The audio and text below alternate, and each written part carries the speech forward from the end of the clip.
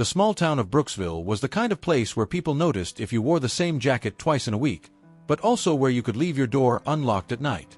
The streets were lined with old brick buildings, most of them family-owned shops.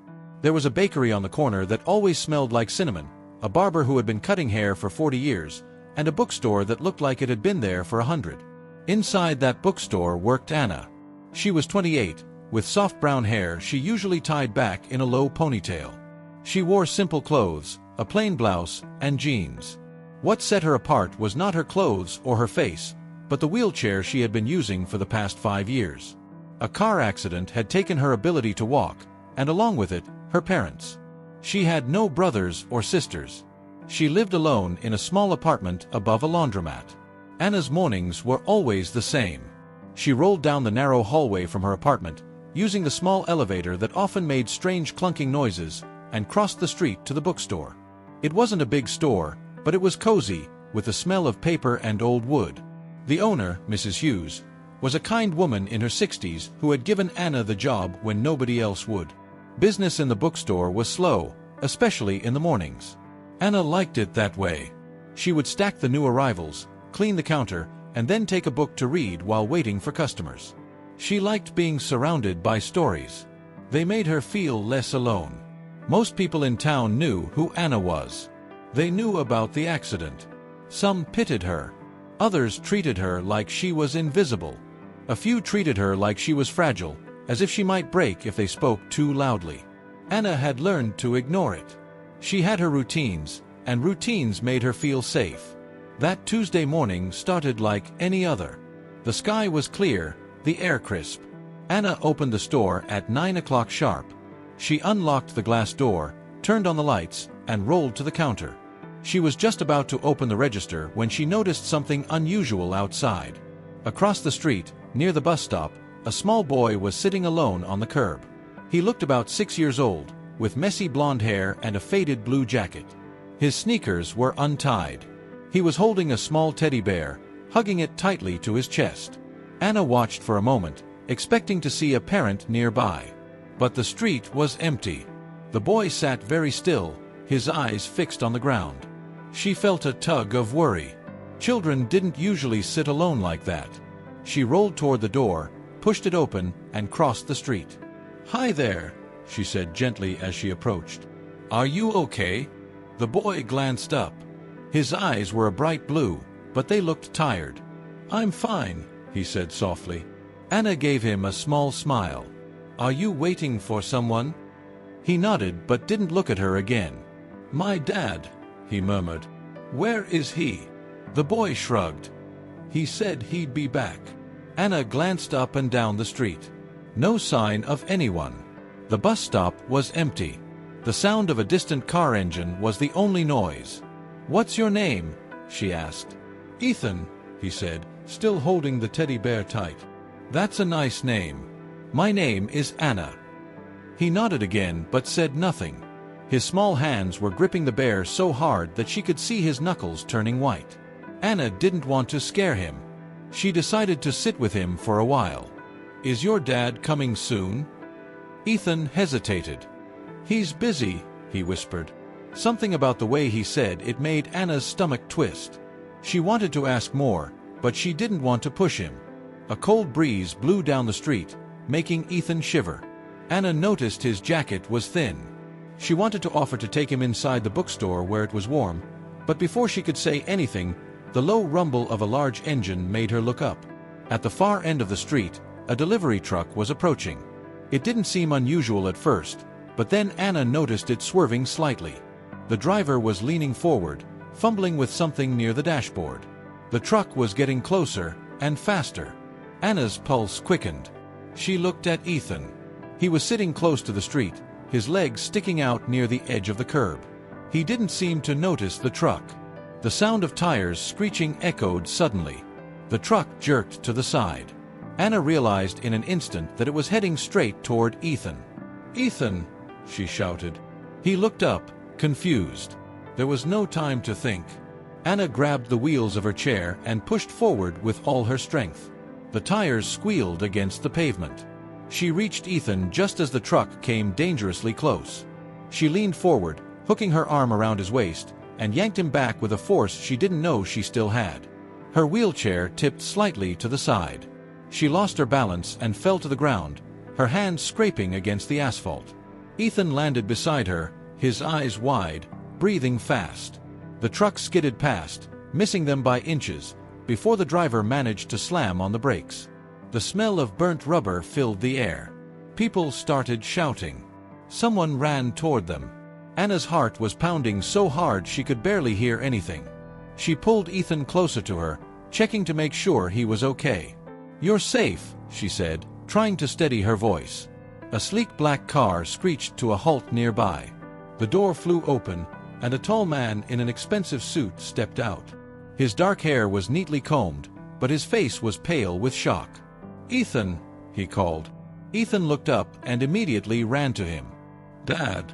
The man knelt, wrapping his arms around the boy. Then he looked up at Anna. His eyes narrowed slightly, as if trying to process what he was seeing. A woman in a wheelchair, on the ground, clearly hurt, yet holding the boy as if protecting him. You saved him," he said slowly. Anna nodded, still catching her breath. He was too close to the street. "The truck." The man stood and helped her back into her chair. His grip was firm, almost too firm, like he was still running on adrenaline. "I'm Alexander Carter," he said. "Thank you. I don't even know." "It's fine," Anna interrupted. "He's safe. That's what matters." Alexander glanced at her scraped hands. "You're bleeding." "It's nothing," she said, but her voice trembled. "No. You're going to the hospital. I'll take you." "That's not necessary," she said quickly. "Really, I'll be fine." He didn't seem to hear her. He was already opening the car door. "Ethan, get in. We're taking her with us." Anna hesitated. She didn't like the idea of being in a stranger's car, even if he was Ethan's father. But her hands stung, and her shoulder ached from the fall. She finally nodded and wheeled herself toward the car. Inside, the leather seats were warm and smelled faintly of cologne. Ethan sat beside her, clutching his bear again. Alexander got behind the wheel and pulled away from the curb without another word. Anna stared out the window as the town passed by. Her heart was still racing. She had no idea who Alexander Carter really was, but from the way people on the sidewalk turned to look at the car, she guessed he was someone important. She had no way of knowing just how much this moment was about to change her life. The hospital in Brooksville wasn't very big. It had one main building, a small emergency room, and a parking lot that was almost always full. Alexander's black car pulled up right at the emergency entrance. The sliding glass doors opened with a soft hiss, and a nurse rushed out when she saw them. "She fell," Alexander said quickly, pointing toward Anna. "Her hands are scraped, and she might have hurt her shoulder. She also just saved my son's life." The nurse looked at Anna with a mix of concern and surprise. "Let's get you inside." Anna tried to protest. "Really, I'm fine. It's just a few scrapes." The nurse shook her head. "We'll still need to clean those up. Come on." Alexander walked beside her wheelchair, Ethan holding his father's other hand. People in the waiting area glanced at them as they passed. Anna felt the weight of their stares. She hated being the center of attention, and now she was right in the middle of it. They were taken to a small treatment room. The nurse began cleaning Anna's hands with antiseptic. The sting made her wince. Alexander stood nearby, his expression unreadable. Ethan sat quietly on a chair in the corner, swinging his legs. "You didn't have to do that," Anna said finally, glancing at Alexander. "Bringing me here." "Yes, I did," he replied simply. "You could have been seriously injured." "I've been through worse," she said softly, almost to herself. Alexander caught the tone in her voice, but didn't push. "I owe you," he said instead. "You don't owe me anything. I just did what anyone would do." He gave her a look that told her he didn't agree. Most people wouldn't have risked themselves like that. The nurse finished bandaging Anna's hands and checked her shoulder. "It's a mild sprain," she said. "You'll need to rest it for a few days, but you'll be fine." When they were done, Alexander settled the bill at the front desk before Anna could even reach for her wallet. She tried to argue, but he just said, "Consider it a thank you," and that was the end of it. Outside, the sun was lower in the sky. Anna expected him to drop her off at the bookstore, but instead, Alexander asked, "Where do you live?" "I'll take you home." "I can manage," she said. "There's a bus stop." "I'm not putting you on a bus after what just happened," he interrupted. She sighed and gave him the address. It wasn't far, but the car ride was silent except for Ethan humming softly in the back seat. They stopped in front of a small, aging brick building. The paint on the front door was peeling, and the steps leading to the entrance were cracked. Anna's apartment was on the second floor, accessible by a slow, rattling elevator. "This is me," she said. "Thank you for the ride." Alexander stepped out of the car and came around to help her, but she shook her head. "I've got it." He hesitated. "If you ever need anything—" "I won't," she said quickly, though not unkindly. "But thank you." Ethan waved from the car. "Bye, Anna." She gave him a small smile. "Bye, Ethan." Alexander watched as she wheeled herself inside before finally driving away. That night, Anna sat by her small kitchen window, looking out at the streetlights. She couldn't stop replaying the day in her head. The truck. Ethan's wide eyes. Alexander's sharp, almost intimidating presence. She wondered what kind of man he really was. He had the look of someone used to being in control, someone who rarely heard the word no. But when he held Ethan, his face softened. That softness had caught her attention. She told herself it didn't matter. She had her own life, and people like Alexander Carter didn't just appear in it. Today had been an accident, nothing more. 2 days later, she was arranging books on a high shelf when she heard the door chime. She turned and froze. Alexander was standing there, wearing a dark coat over a crisp shirt. Ethan was with him, holding a paper bag. "Hello, Anna," Alexander said. She blinked. "Hi. Is everything okay?" "We came to thank you properly," he said, handing her the bag. Ethan picked this out. She opened it carefully. Inside was a hardcover journal, the cover made of soft leather. "It's beautiful," she said, surprised. Ethan smiled shyly. "For your stories." "You tell stories, right?" Anna's heart skipped. "Sometimes." Alexander glanced around the shop. "It's nice here. Quiet." "That's how I like it," she said. He studied her for a moment. "Do you mind if I ask you something?" She hesitated. "What?" "Why were you so quick to help that day? Most people would have frozen." She shrugged. "Because I know what it's like to need help and not get it." Alexander's expression shifted, but before he could say anything else, a customer walked in, and Anna turned to greet them. When she looked back, Alexander was checking his phone. "I have to go," he said. "But I meant what I said at the hospital. If you ever need anything, call me." He placed a small card on the counter. It was heavy, expensive looking, with just his name and a phone number. Then he and Ethan left. Anna stared at the card for a long time before slipping it into her bag. The following week, he returned. And the week after that. At first, he just bought books for Ethan. Then he started staying longer, asking about her day, telling her bits about his work. She learned he was the CEO of a large investment company. He traveled often. He had meetings with people whose names appeared in newspapers. But when he was in the bookstore, he didn't seem like the man she imagined from the headlines. He seemed quieter, more thoughtful. Ethan grew attached to her. He would run ahead when they entered the store, going straight to the children's section. Sometimes Anna would read to him while Alexander browsed. Those moments felt normal, comfortable. But not everyone in town saw it that way. One afternoon, as Anna was closing the store, she overheard 2 women talking outside. "Have you seen her with him?" "The billionaire," one said. "Yes." "It's strange, isn't it?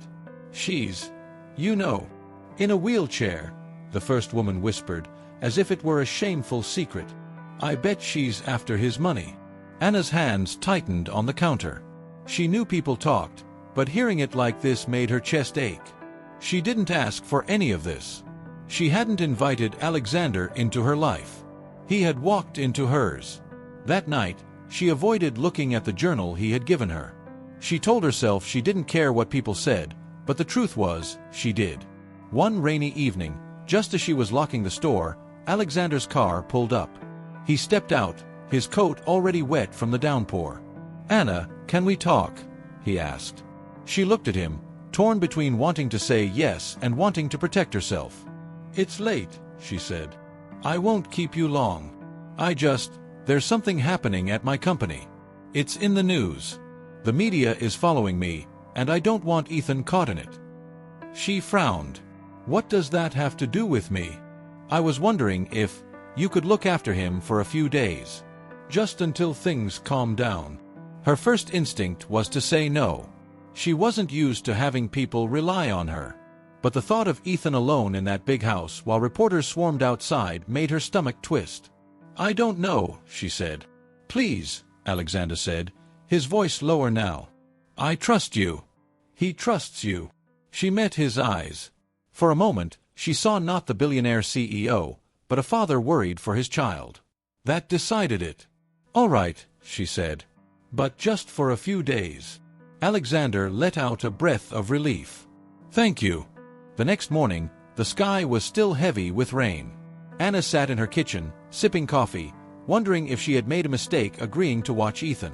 She wasn't used to having anyone in her space. Her apartment was small, with one bedroom, a tiny living room, and a narrow kitchen. Everything was arranged carefully so she could move easily in her wheelchair. Even one extra person would make it feel crowded.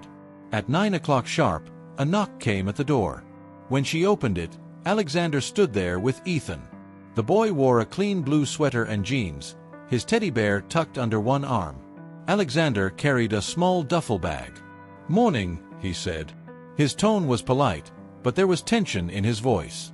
He set the bag down inside the door. Clothes, pajamas, and a few things for school. Anna glanced at Ethan. "Hi, Ethan." He smiled shyly. "Hi, Anna." Alexander crouched in front of his son. "You'll be okay here. I'll call you every night." Ethan nodded. "Okay." Alexander stood and looked at Anna. "If anything happens, anything, call me immediately. My number hasn't changed." "I will," she said. "Don't worry. He'll be fine." Alexander gave a short nod. He didn't linger. The door closed behind him, and just like that, Anna and Ethan were alone. The first few minutes were quiet. Ethan sat on the couch, hugging his teddy bear, while Anna moved to the kitchen to make breakfast. "Do you like pancakes?" she asked. His eyes lit up. "Yes." "Good. I make pretty good pancakes." She reached for the mix in the cupboard. "Do you want to help?" He nodded and rolled up his sleeves. Anna guided him through measuring the mix, adding milk, and stirring until the batter was smooth. They laughed when a bit of flour landed on his nose. By the time the pancakes were on the table, Ethan seemed more relaxed. He told her about his favorite cartoon, the soccer game he had played at school, and the book he was reading with his teacher. He spoke softly, but his words came more easily now. After breakfast, Anna showed him the small desk in her living room where he could do homework.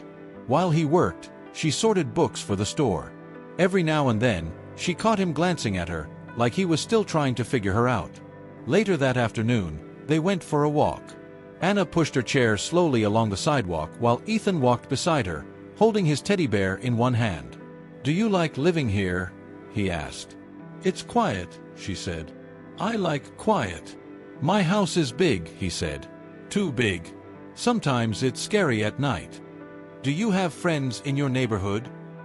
He shook his head. "Not really. My dad's always working." Anna wanted to say something comforting, but before she could, they passed two women standing outside the bakery. She recognized them as the same ones who had gossiped about her before. This time, she heard them clearly. "That's her," one of them whispered.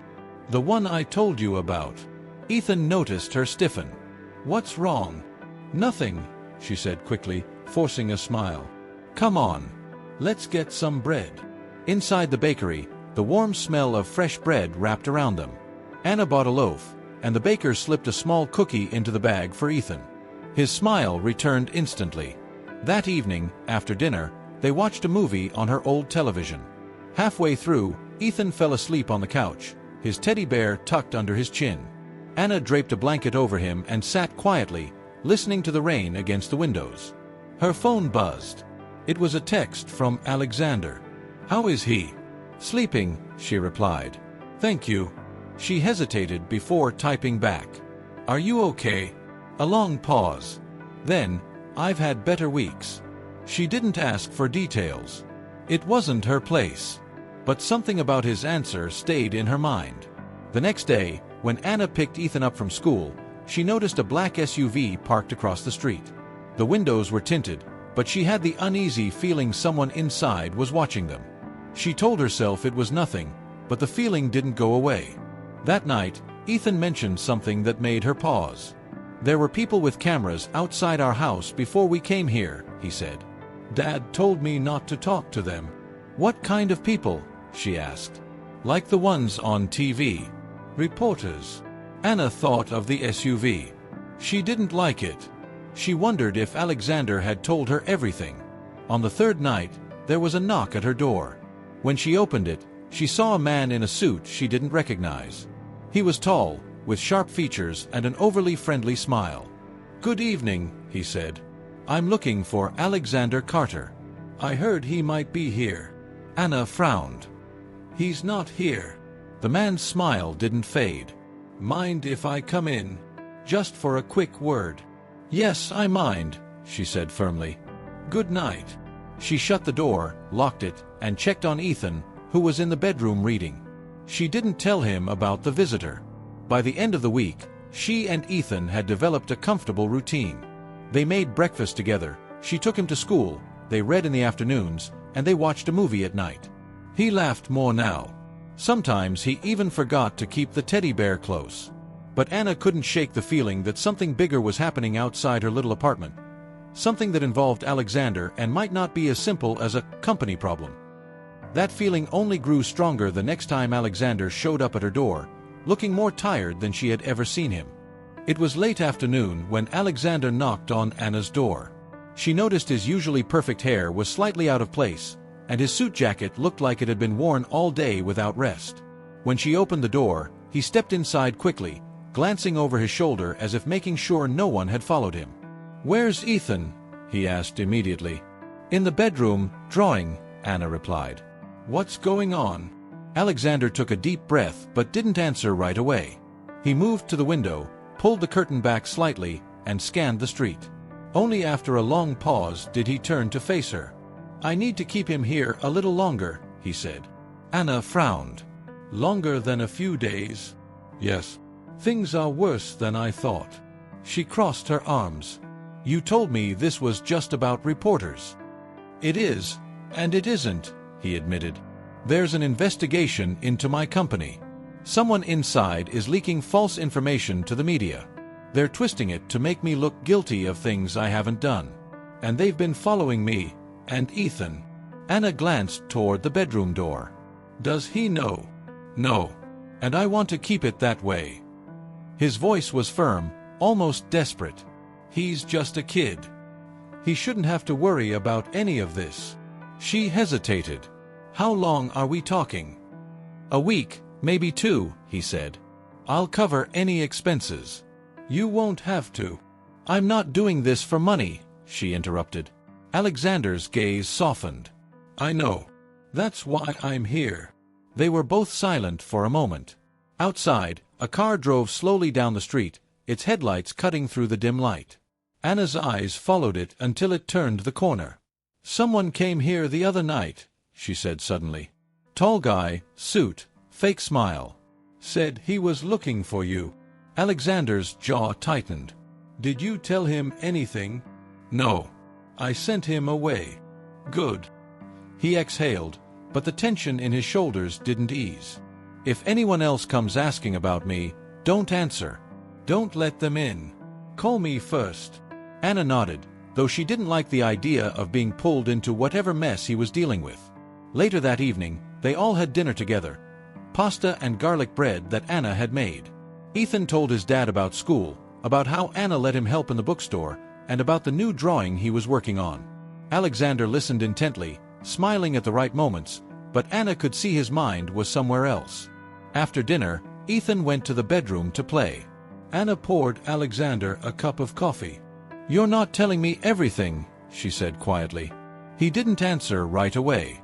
"If I tell you more, it puts you at risk." "I think I'm already at risk," she said.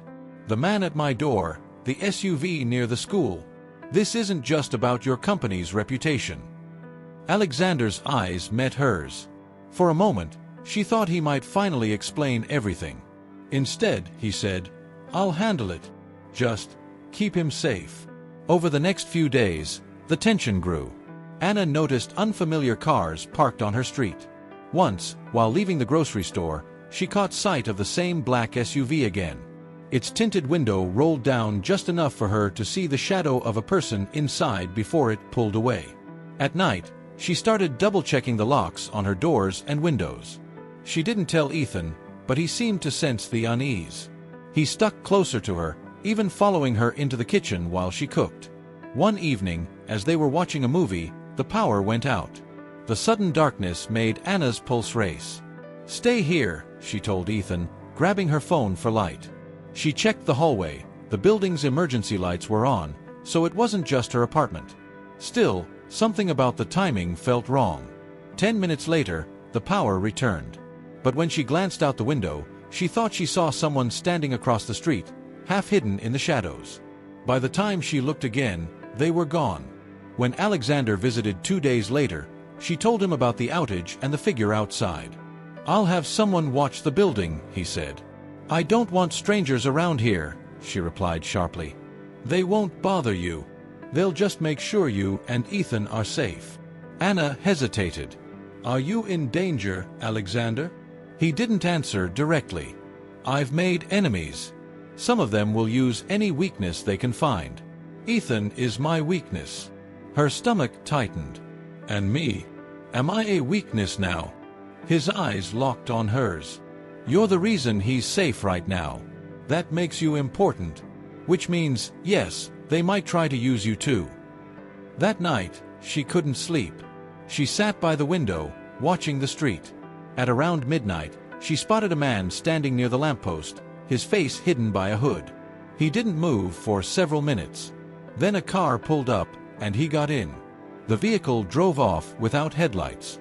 She realized then that her quiet life had been completely replaced by something she didn't understand, and she wasn't sure how much longer she could keep pretending it was normal. The following morning began quietly. The rain had finally stopped, leaving the streets damp and the air heavy. Anna fixed breakfast for Ethan, scrambled eggs and toast, while he chattered about a story he was writing for school. She smiled and nodded, but her mind was on the figure she had seen outside the night before. She didn't tell Ethan. There was no point in making him more anxious. But she couldn't shake the image of that hooded man under the lamppost. At 9:30, while Anna was rinsing the dishes, there was a knock at the door. She froze. It was too early for Alexander, and he usually texted before coming over. "Stay in your room, Ethan," she called. She wheeled over to the door and peered through the peephole. A different man stood outside this time, short, stocky, with a trimmed beard and a dark jacket. He was holding a clipboard. "Yes," Anna said through the closed door. "Delivery for a Mr. Carter," the man replied. His voice was low, almost bored. "There's no Mr. Carter here," she said. "Are you sure? He told me to drop this off personally."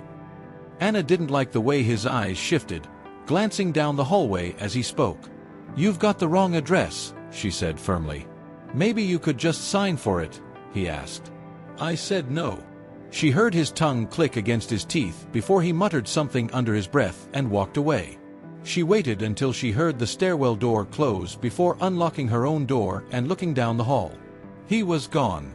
When she told Alexander about it that afternoon, his reaction was immediate. "You didn't open the door?" he asked. "No. But he knew your name." Alexander swore under his breath. "They're testing you. Seeing if you'll give them information without realizing it." "They?" He hesitated. "People who think I'm hiding something. People who want leverage." Anna narrowed her eyes. "What do they think you're hiding?" His jaw tightened. "The truth." She wanted to push, but the look in his eyes stopped her. There was steel there, and something else. Fear. 2 days later, another incident happened. Anna had taken Ethan to the park after school. It was one of the few places where he could run around without worrying about cameras or strangers. The playground was busy with parents and kids, the late afternoon sun casting long shadows over the grass. While Ethan played on the swings, Anna kept an eye on him from a bench. She noticed a man sitting alone at a picnic table nearby. He wasn't reading, eating, or looking at his phone. He was just watching. Not just watching the park, watching Ethan. Anna's stomach knotted. She wheeled closer to the swings. "Ethan, time to go." "But I just—" "Now," she said, more sharply than she meant to. He followed her without arguing. When they reached the sidewalk, she glanced back. The man at the picnic table was gone. That night, Anna finally confronted Alexander. "I can't keep doing this without knowing the truth," she said. "If there's danger, I need to know exactly what we're dealing with." He paced her living room, running a hand through his hair. "You know about the investigation. What I haven't told you is that someone inside my company has been working with people I don't want near my family. Dangerous people. They're not just after money, they're after influence. They'll use any means to get it. And you think they might try to take Ethan?" "I know they will if they get the chance," he said grimly. "That's why he's here. With you, he's harder to find." Anna took a breath. "Then we need rules. I don't open the door unless it's you. I keep the curtains closed at night. And I need a number to call if something happens and I can't reach you." "You'll have it," he said. "And Anna, I'm sorry you're involved in this. You didn't ask for it." "No," she said.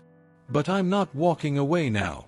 The next morning, a plain white envelope was slipped under her door. No return address.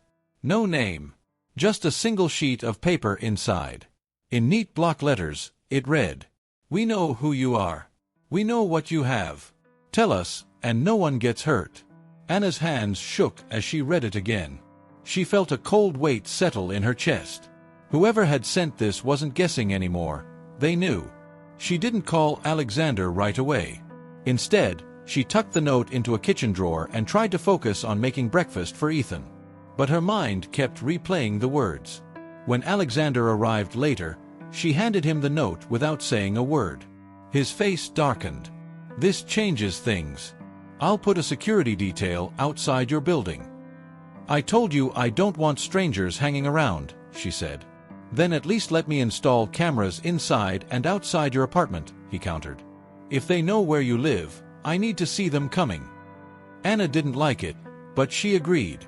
By that evening, 2 small cameras were mounted in the hallway outside her door, and another near her kitchen window. For the first time, she felt the walls of her small apartment closing in. The following 3 days passed in a slow crawl. The new cameras outside her door were small, barely noticeable, but Anna checked them on the little monitor Alexander had given her at least a dozen times a day. Sometimes the hallway was empty. Sometimes neighbors walked by.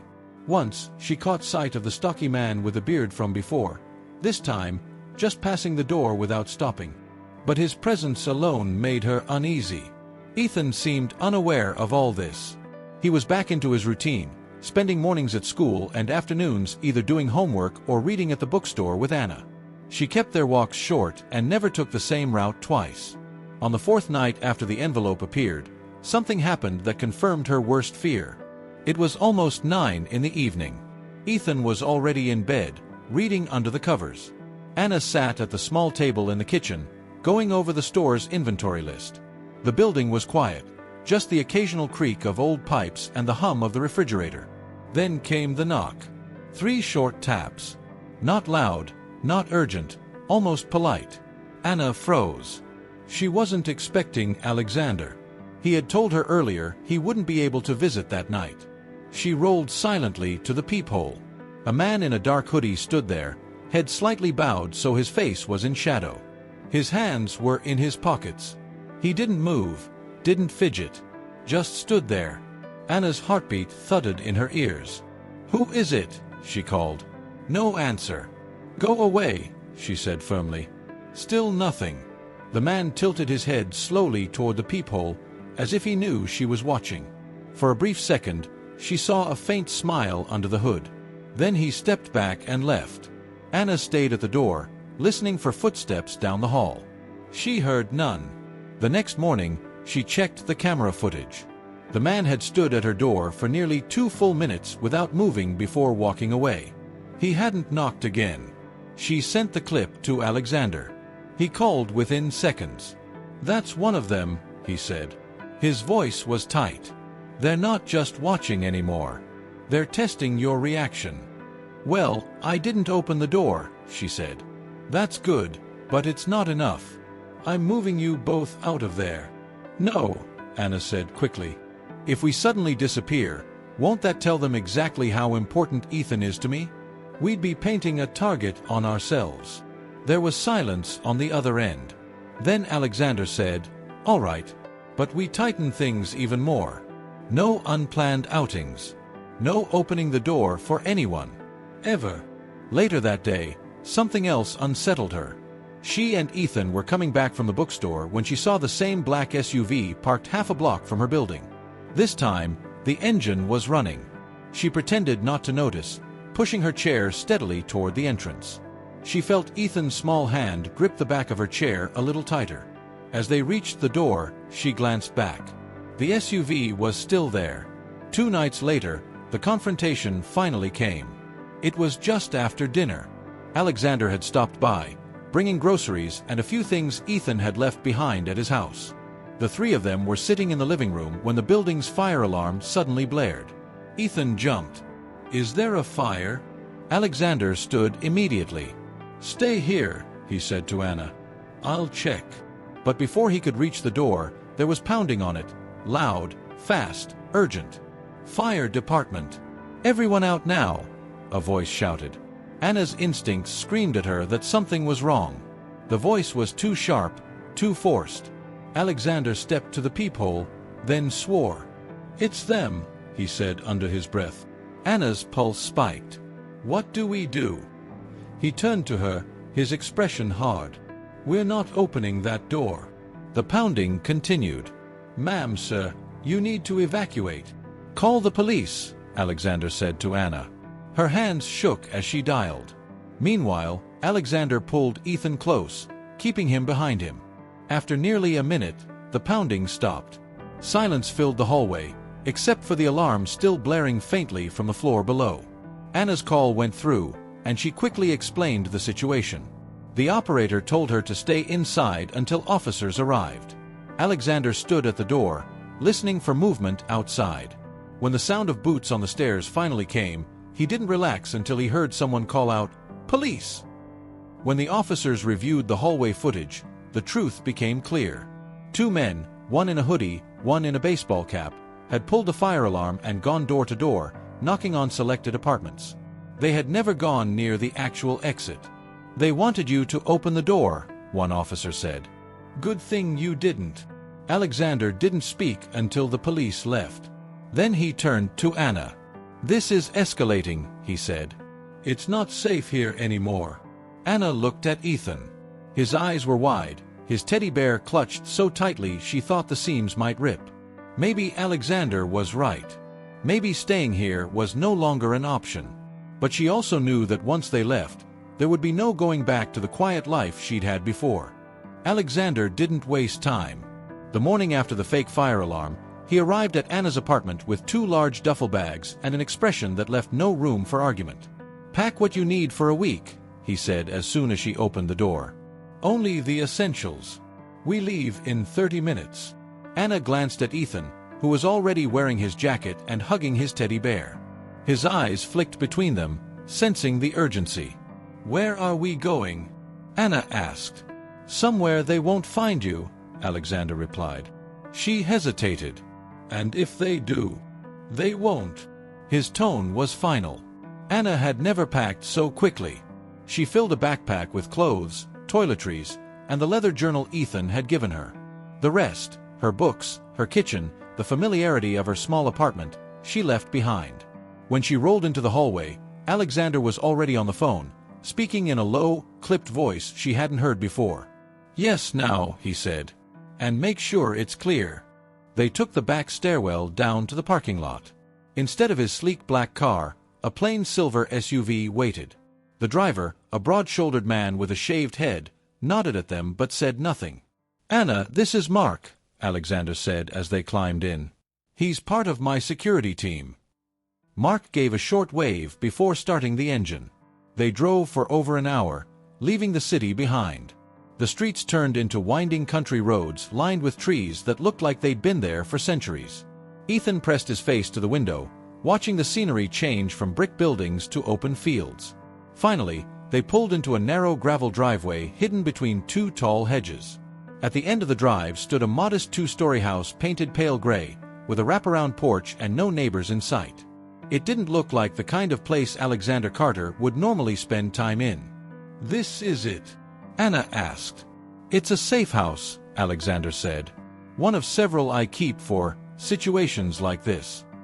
Mark carried their bags inside. The interior was simple but clean: wooden floors, plain furniture, and a faint smell of fresh paint. There were no family photos, no personal touches, just the basics. "You'll be comfortable here," Alexander said. "More importantly, you'll be secure." The first day passed quietly. Anna explored the house: 3 bedrooms, 2 bathrooms, a small kitchen, and a living room with an old television. There was also a basement with a reinforced door, which Alexander told her was just in case. Ethan seemed happy enough, running through the empty rooms and choosing the one with the biggest window. He arranged his teddy bear on the bed as if it were a new home for both of them. Anna, on the other hand, couldn't shake the feeling that she was being watched, not by enemies, but by Alexander's security measures. She noticed small black domes in the corners of the rooms, likely cameras. That night, after Ethan went to bed, she confronted Alexander. "Do you really think they'll come all the way out here?" she asked. "They've already shown they'll push boundaries," he said.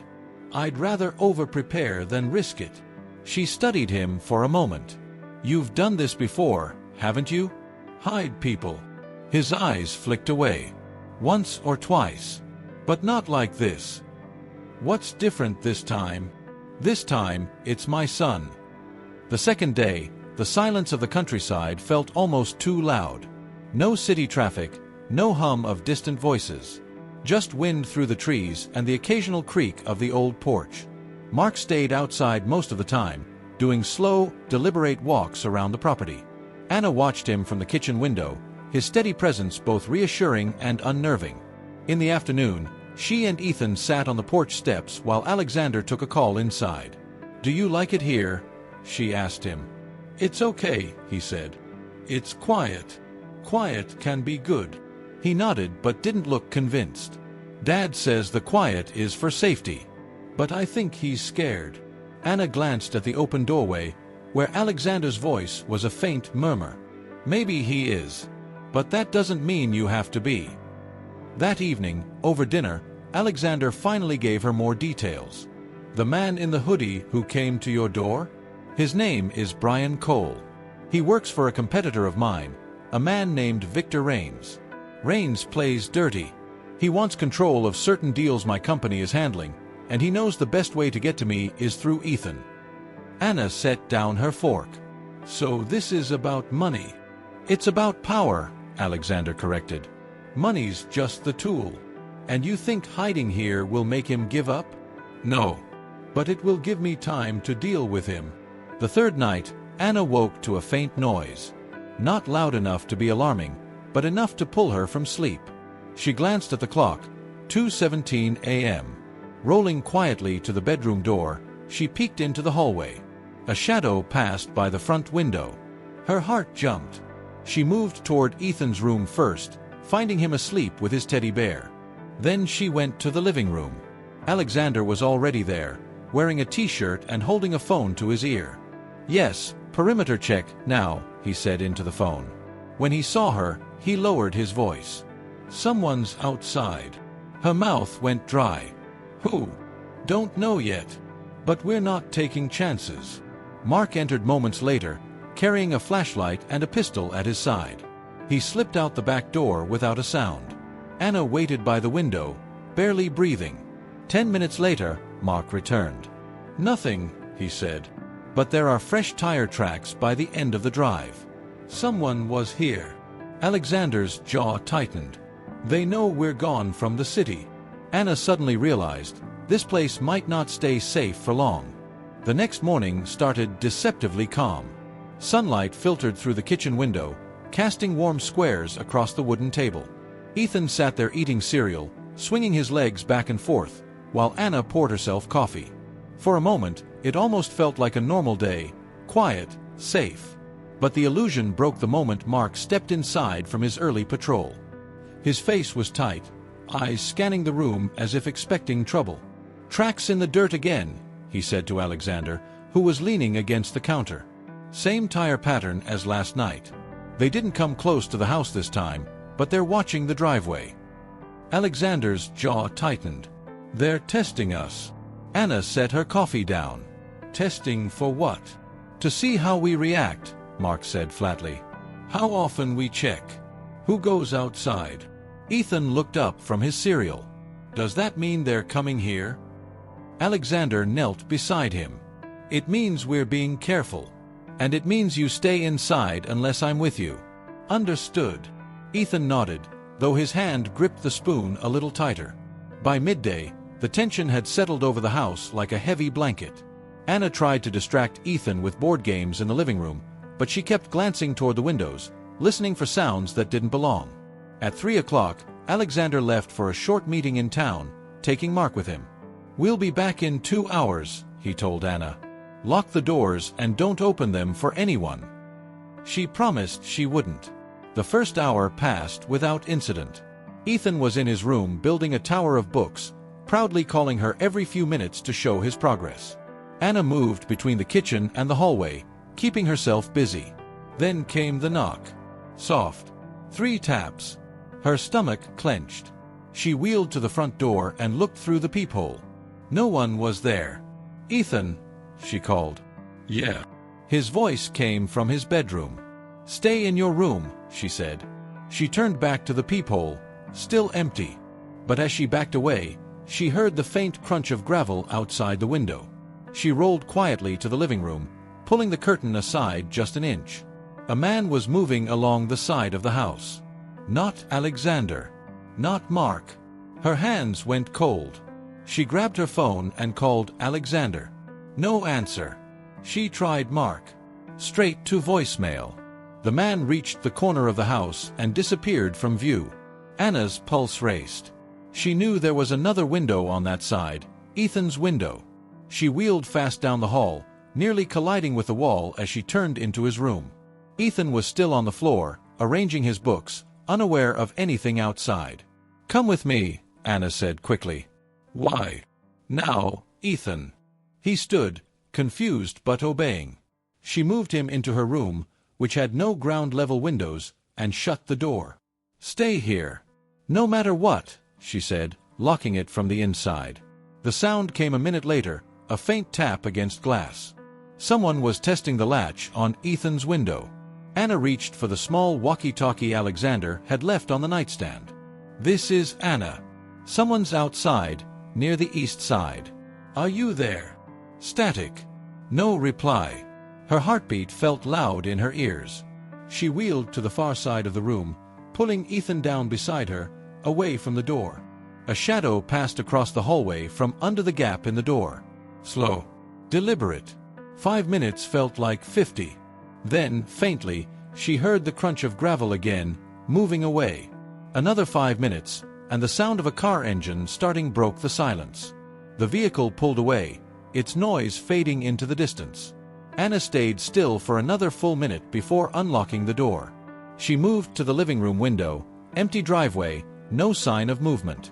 She was still staring outside when the silver SUV turned into the drive. Alexander and Mark climbed out, both immediately noticing her pale face. "What happened?" Alexander asked sharply. "Someone was here," she said. "They knocked. Then they tried Ethan's window." Mark swore and went straight back outside, scanning the property. Alexander's gaze darkened. "This ends now," he said quietly.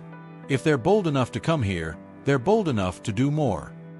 That night, Alexander gathered them in the kitchen. "They've found this place. We'll stay tonight, But tomorrow we move again, somewhere even more secure. Another safe house? Anna asked. No. Somewhere they won't expect. Somewhere no one would think I'd go. Where? He looked at her, a small flicker of something unreadable in his eyes. My father's old cabin. Deep woods. Off-grid. No cameras, no signals. They can't trace us there. Anna's chest tightened. Off-grid? What if something happens? We'll handle it, he said. But it's the only way to get ahead of them now. That night, sleep was nearly impossible. Every creak of the house made Anna's eyes snap open. More than once, she checked on Ethan, who, despite everything, slept soundly with his teddy bear. Just after 3 a.m., she thought she heard footsteps outside again. She sat in the dark, listening, but this time, no one came to the door. Still, she knew the move to the cabin couldn't come soon enough. The morning came earlier than Anna wanted.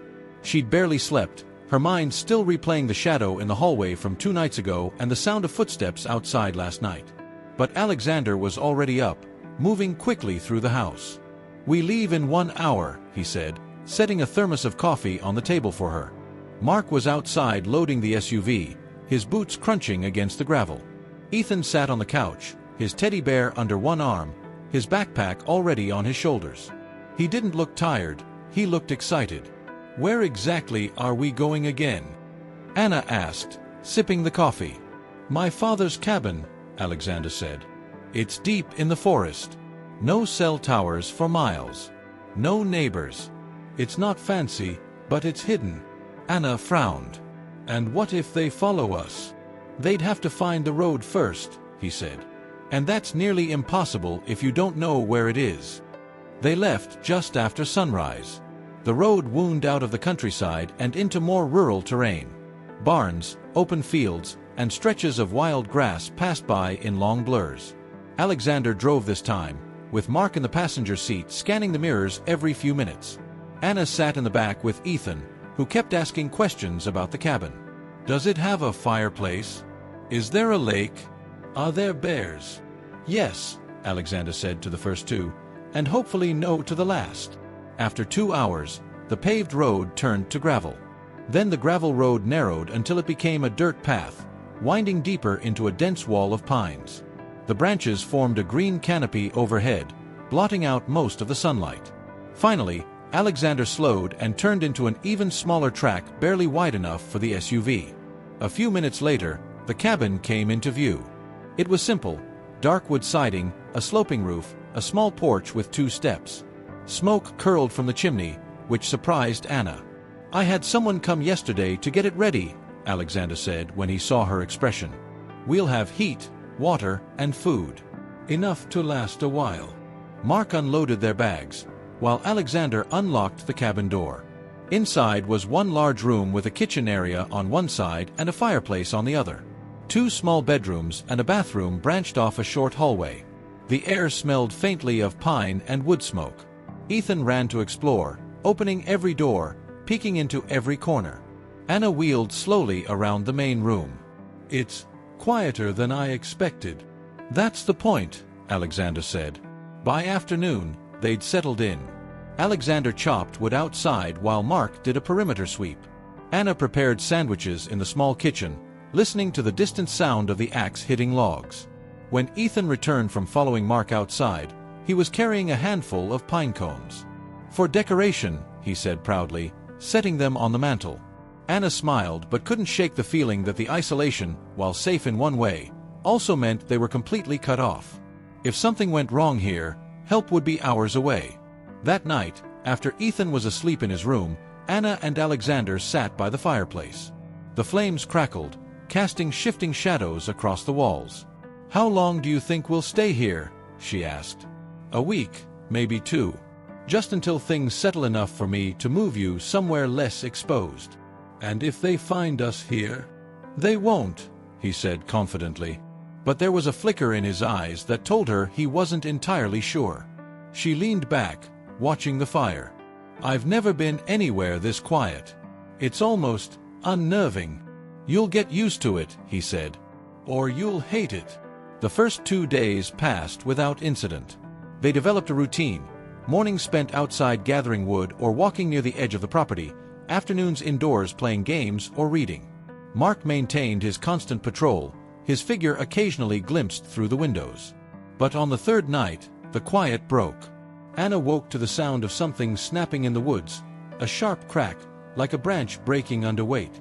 She sat up, listening. Another snap came, closer this time. She moved to the window. The forest was dark, the moonlight barely piercing the thick canopy.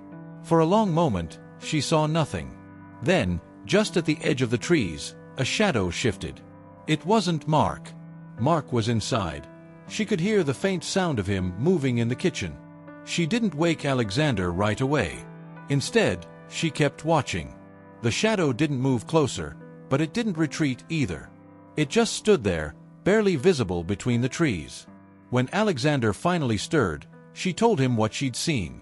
He grabbed a flashlight and stepped outside with Mark. They searched for nearly 20 minutes before returning.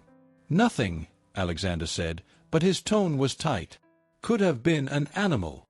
Anna didn't believe it, and she could tell he didn't either. The next day, Mark found fresh footprints in the dirt near the edge of the property. Too big to be Ethan's, too small to be Alexander's or his own. "They didn't get close," Mark said. "But they know where the cabin is now." Anna felt her stomach sink. "So what happens now?" "We double the watches," Alexander said. "And we prepare for the possibility that they're testing us again." That night, the shadow returned. This time, it moved. Anna was in the living room when she saw it pass between 2 trees, then another, each step deliberate. She called Alexander immediately. By the time he reached the porch, the shadow was gone, vanished into the forest. But the next morning, they found something on the porch steps, a single pine cone, placed neatly in the center of the top step. Anna stared at it for a long time before looking at Alexander. "That's not random." "No," he said quietly. "It's a message." The pine cone on the porch step changed everything. It was no longer just about hiding. It was proof that whoever was after them was close enough to walk right up to the door without being caught. Alexander stood on the porch staring at it for a long moment before turning to Mark. "Double perimeter. No one in or out without my say." Mark nodded and disappeared into the trees. Anna stayed inside with Ethan, who sat cross-legged on the couch clutching his teddy bear. She didn't tell him about the pine cone, but he seemed to sense something was wrong. That night, they kept all the lights off, sitting in near darkness with only the fire casting faint shadows on the walls. Mark was outside making his slow patrol. Alexander sat by the window, watching. Anna sat in the kitchen, listening to every creak and rustle. The first sound came at 11:42 p.m., a faint crunch on the gravel, too deliberate to be an animal. Then another. Alexander motioned for Anna to stay put and moved toward the door. He glanced at her once before slipping outside. Minutes passed. She could hear muffled voices outside. Alexander's low, steady tone and another man's voice she didn't recognize. Then a shout. Then the sound of a struggle. Anna's heart pounded. She moved to the living room, pulling Ethan toward the hallway. "Stay with me. Don't make a sound." Through the front window, she saw figures moving in the dark. 2, maybe 3. Mark appeared from the side of the cabin, tackling one of them to the ground. Alexander fought another near the porch steps.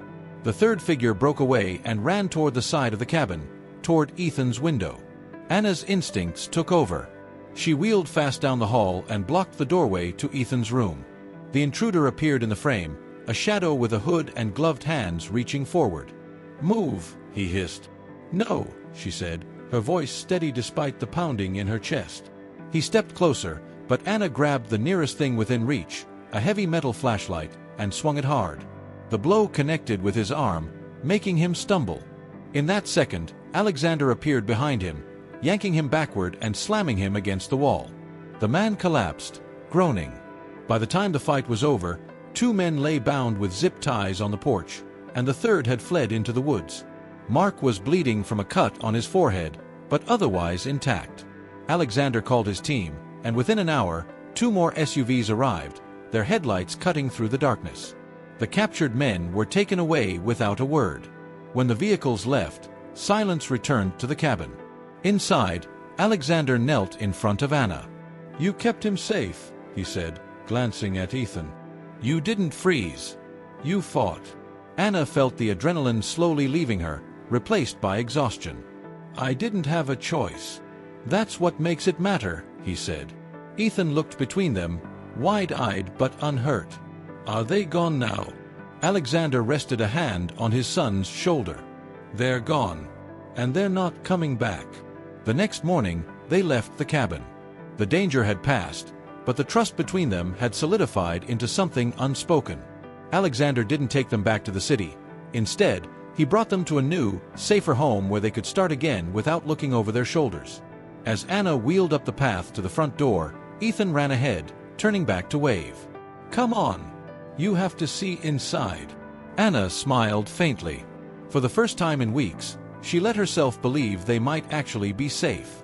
And somewhere deep inside, she knew, whatever came next, they'd face it together.